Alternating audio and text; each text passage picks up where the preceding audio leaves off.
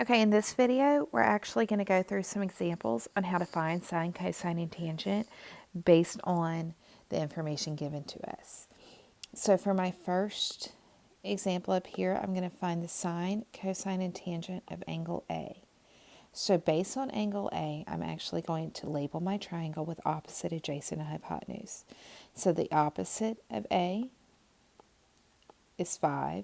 The adjacent to A is 12. And the hypotenuse is 13. So the opposite over the adjacent.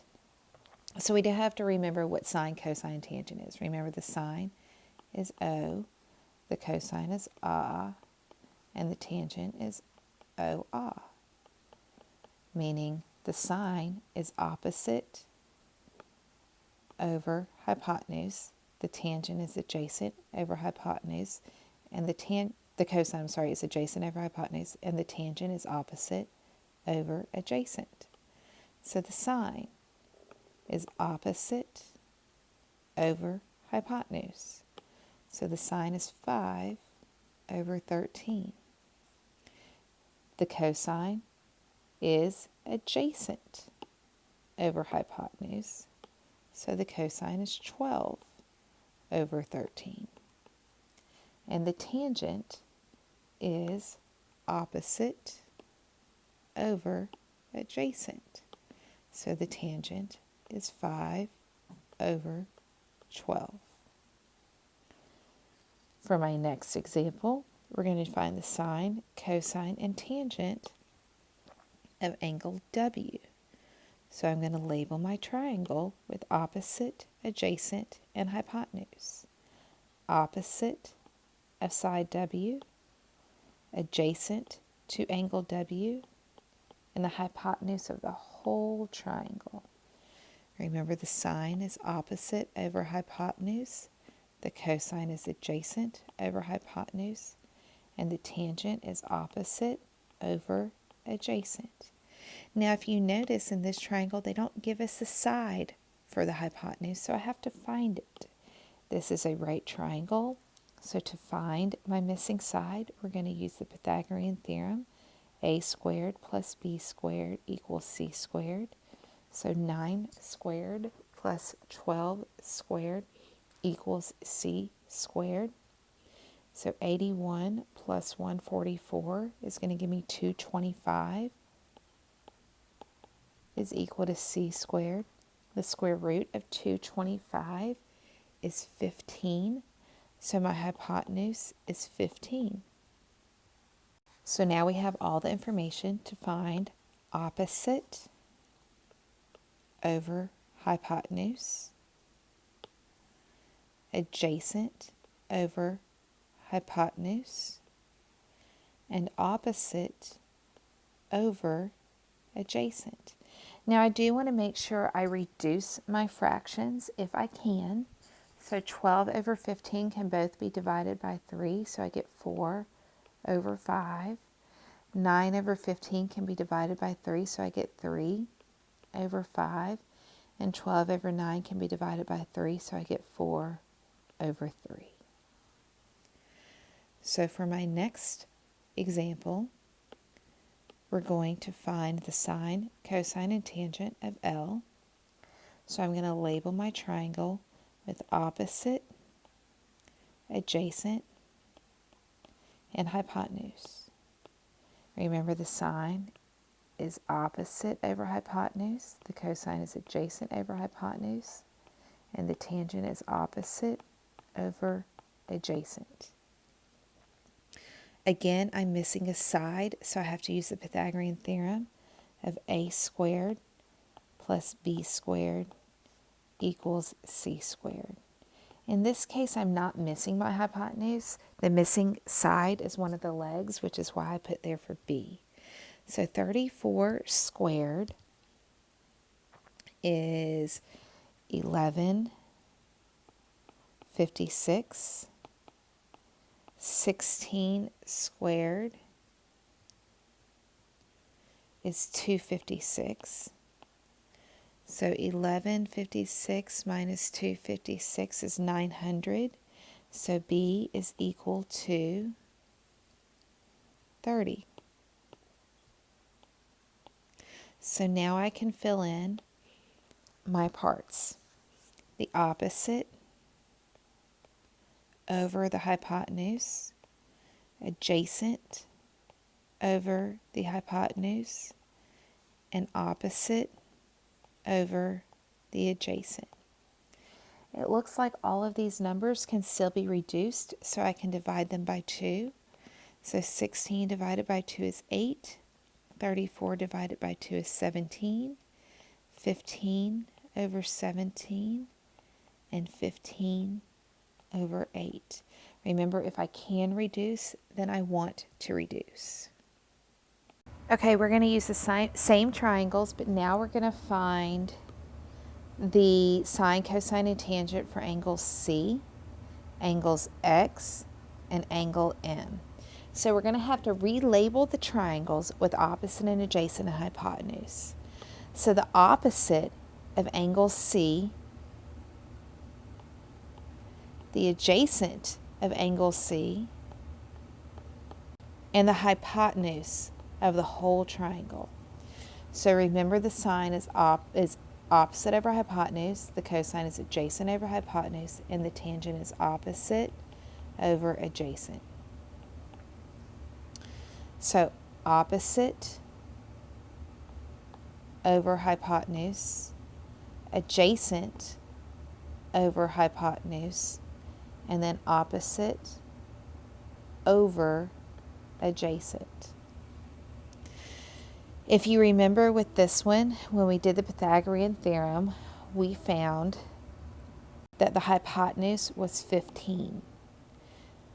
So we're still going to label my triangle with opposite, adjacent, and hypotenuse. So the opposite of x, the adjacent to x, and the hypotenuse of the triangle. Remember, the sine is opposite over hypotenuse, the cosine is adjacent over hypotenuse, and the tangent is opposite over adjacent. So the opposite over the hypotenuse, the adjacent over the hypotenuse, and the opposite over the adjacent. We do want to go ahead and reduce these fractions so I can divide them both by 3. So I get 3 over 5, 4 over 5, and 3 over 4. When we did the Pythagorean theorem for this, we got that the other side was 30. So we're still going to label my triangle with opposite, adjacent, and hypotenuse. So the opposite of M, the adjacent to M, and the hypotenuse of the triangle. So opposite over hypotenuse, adjacent over hypotenuse, and opposite over adjacent. Again, we're going to reduce these fractions. We can divide everything by 2. So 8 over 17, 15 over 17, and 8 over 15. Now I want to take a second and look and compare what it looked like when I had the sine, cosine, and tangent of angle A and angle C, angle W and angle X, angle M and angle L. Okay, so this is the sine, cosine, and tangent of angle A, sine, cosine, and tangent of angle C. If you notice, the sine of A and the cosine of C are the same. The cosine of A and the sine of C are the same. And the tangent of A and C are reciprocals. The sine of W and the cosine of X are the same. The cosine of W and the sine of X are the same. And the tangents are reciprocals. The sine of L and the cosine of M are the same. The cosine of L and the sine of M are the same. And the tangent of L and the tangent of M are reciprocals of each other.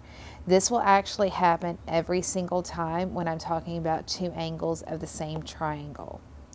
And I'm doing the sine, cosine, and tangent of those two angles.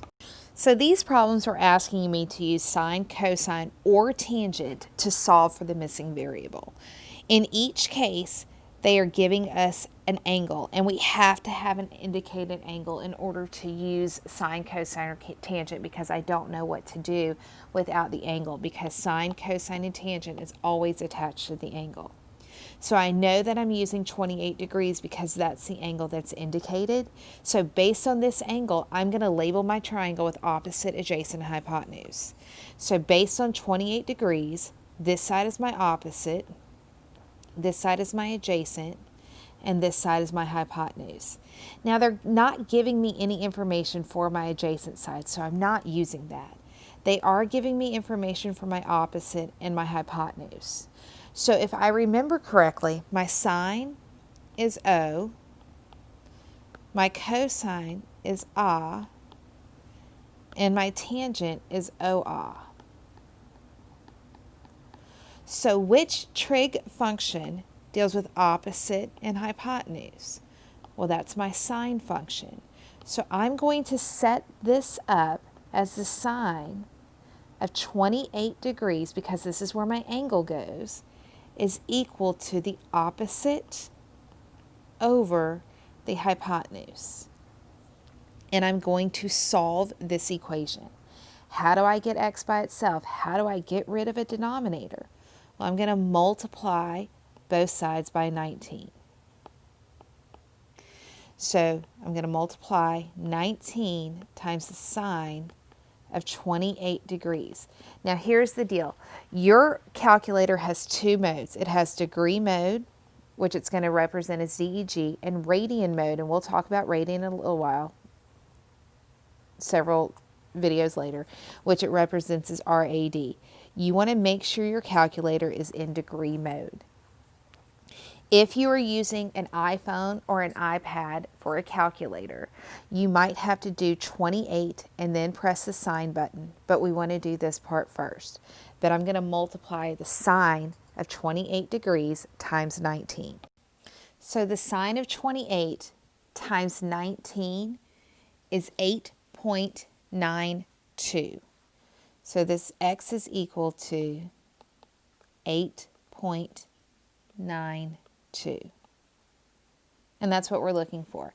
Now, if you did not have this in degree mode, if you had this in radian mode accidentally, you would have gotten 5.1, and that's not what we want. So you need to make sure you are in the correct mode when you do this.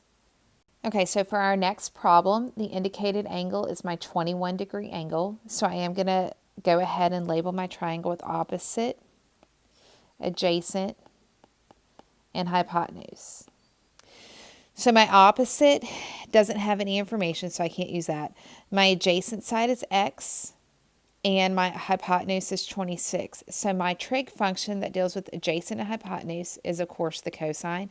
So I'm going to set this up as the cosine of 21 is equal to my adjacent over my hypotenuse. So I'm going to solve this for x. So I get 26 times the cosine of 21 is equal to x. So in this case, x is equal to 24.3. My next problem has 33 as my indicated angle. So this is my opposite, and this is my hypotenuse. So what trig function deals with opposite and hypotenuse? Well, that's my sine function. So the sine of 33 is equal to my opposite over my hypotenuse. So these first two had the variable in the numerator and a number in the denominator. So it was a one-step problem.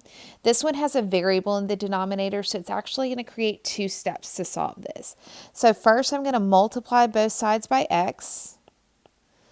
So I get x times the sine of 33 is equal to 15. X is not by itself, so I still need to get x by itself, so that's why it's a two-step. My second step is going to be to divide by the sine of 33 degrees. Not 33, because the number's not 33, sine of 33. It's an operation, I have to bring it together. So I get x is equal to 27 0.5. We're going to do a couple more examples. Okay, so again, we're going to continue to solve for the variables. So I still have to label my triangle with opposite, adjacent, and hypotenuse. So based on my 43-degree angle, 36 is adjacent and x is my hypotenuse. So I have to determine which trig function to use. Adjacent and hypotenuse is my cosine. So the cosine of 43 is equal to adjacent over hypotenuse. So because my variable is in the denominator, then I have to, this is going to be a two-step problem. I still have to multiply by x. To get anything out of the denominator, we always have to multiply by it. So I have x times the cosine of 43 is equal to 36. To get x by itself, I'm going to divide by the cosine of 43. And I get x is equal to 49.2. For this next problem, 64 is my angle that we're talking about. X is adjacent and 11 is hypotenuse. Again, this is going to be the cosine because it's adjacent to hypotenuse. So the cosine of 64 is equal to the adjacent over the hypotenuse. In this case, my variable is not in the denominator, so this is going to end up being a one-step problem. I have to multiply by 11 to get something out of the denominator. We have to multiply by it. 11 times the cosine of 64 is going to give me 4.8 is equal to x. For the word problems you just have to draw your right triangle. This says a ramp is used to load suitcases onto an airplane. A ramp is used. So a ramp is going to go up. So this is going to be my right triangle. Airplane is going to be somewhere over here. It's my lovely picture of an airplane. The cargo door is 7 feet from the ground. So this is going to be my 7. The angle formed by the end of the ramp and the ground. So this angle here, the end of the ramp and the ground, because this is my ground, is a 25-degree angle. How long is the ramp? So based on my 25-degree angle, this is my opposite and this is my hypotenuse. What trig function deals with the opposite and the hypotenuse? Well, that's the sine. So the sine of 25 is equal to the opposite over the hypotenuse. Again, I have an x in the denominator, so that means this is going to be a two-step problem. I'm going to multiply both sides by x. I get x times the sine of 25 is equal to 7. Divide both sides by the sine of 25. And I get 7 divided by the sine of 25, so I get x is equal to 16.6. So basically with all of these, you're identifying your angle, setting up with opposite, adjacent, and hypotenuse, identifying which trig function you're using, and then solving for your variable. It's either going to be a one or a two-step equation. These are not very difficult when it comes to how we set them up. Okay? Watch the video again if you need to, and good luck.